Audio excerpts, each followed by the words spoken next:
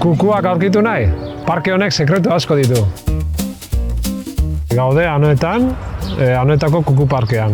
Orain txiriki berria eta herriantzako berreskuratutako zonalde batean. Irizpide batzuk markatu zian eta behar batzuk asetu zian. Batzuk zian herritarranak eta bestiak dira lekuak berak ditunak. Eremune dauke berezitasun bat, dala erreka bat daukela bere ertzean. Proiektu honek egin duena da erreka horri leku gehiago eskaini. Bauzkezu bakarka edo taldian egoteko guneak, baituzu bankuak, baituzu grada eremu bat, fiteato txiki bat, eguzki hartzeko banku erraldoi bat, jolas eremu bat, eta erreka artifizial bat. Aurrek udaban bitartean jolastu ahal izango duten eremu bat daukena.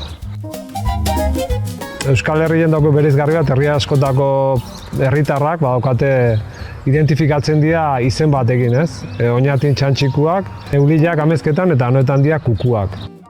Da leku bat, kuku ideia horrekin bat datorrena, azken erreka eremua eta lehendik zeon Zuaizti eremua txorientzako babesgunea zen. Kukuan ideia tiraka, nolabait antolatu da oso diseinu organikoa esango nukena, jolasten duna kukua eta errekaren formekin.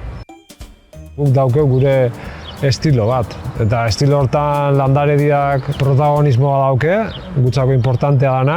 Estetida erabiltzitu materialak, zehatzen gabaldin material berrerabilgarri, berriztagarri edo naturalenak erabiltzen. Osagai horietatik abituz, guk gure prozesu kreatibo guztitan beti ideia bat tiraka ateatzen dugu antolaketa. Izango da azkeneko urtetan ikustet, egin deun eremurik interesgarrina, kompletona eta azkeneko urtetan ikasi den guztia erakusgai jarri duen espazioa da.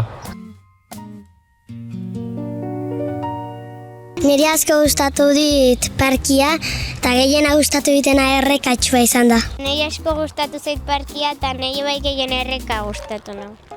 Nire bai parkea gehiena gustatu zait eta gehien gustatu zaitena trampolina eta errekatxua. Niretzako batetik 10 da.